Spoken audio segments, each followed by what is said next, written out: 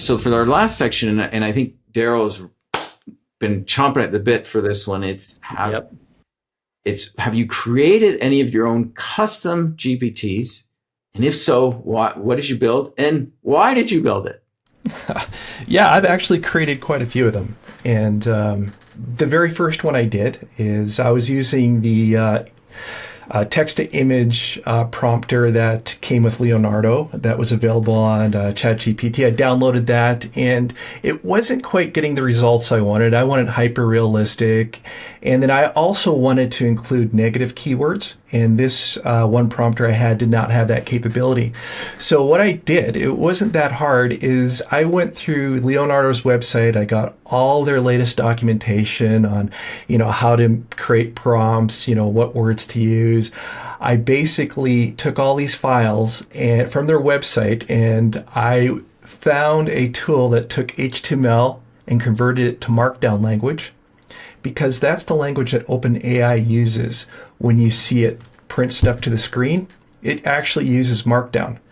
So basically what I had done is went to Leonardo's website, went through their entire documents, converted it to Markdown, added that to ChatGPT's knowledge files.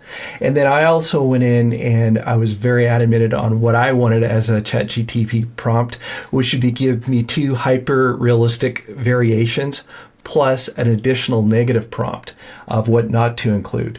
And it performs better, and I actually used it to create every single image in my last website that I developed, and it worked perfect and better than anything I've done to date. So that was just one example of creating my own ChatGPT, but it's really not that hard. And let's dive down the customer support one for your website. That would be really easy to do. Again, there's all these tools out there. The one that I really like is the HTML to Markdown converter. You just go to a website, you start converting all the pages that you want to train your GPT on to Markdown. You make sure in all the pages, you know what the actual URL is. And then ChatGPT can then have like a copy of your website, and it knows exactly what page, where to find information, what have you. And I think this would be a really superb tool, is when people interact with it, it can direct them, you'll find that piece of information here on this link, halfway down the page, you'll find it there. You can create ChatGPTs like that within a matter of like 20 minutes and take a whole website and condense it down and put it into ChatGPT, and then make it really easy for users to find certain areas within the website. Daryl, I remember you chatting about this with me before, and did you do that for a specific customer use case? I thought yes. One of my recent clients, DWS, basically wanted to start blogging. They wanted to do newsletters. They wanted to do a whole campaign. And I thought it would be wonderful to do a ChatGPT specifically on their business. So what we did is we put their entire website into the knowledge base, their entire company directory into the knowledge base. We put in, all the do's and don'ts and what they'd like to see, for content and what they want to stay away from. We loaded it all up with everything. And then we started asking it to create certain things in the point of view from Helen, who is, the director of compliance, how she would, want to have this blog written. And sure enough, ChatGPT knew Helen was part of corporate compliance, and the blog actually leaned heavily on compliance. And I thought that was just amazing, where it knew that it needs to focus on this one area within the blog, and it did a fantastic job. And that was all just creating one single GPT for one company and then just leveraging it over and over again.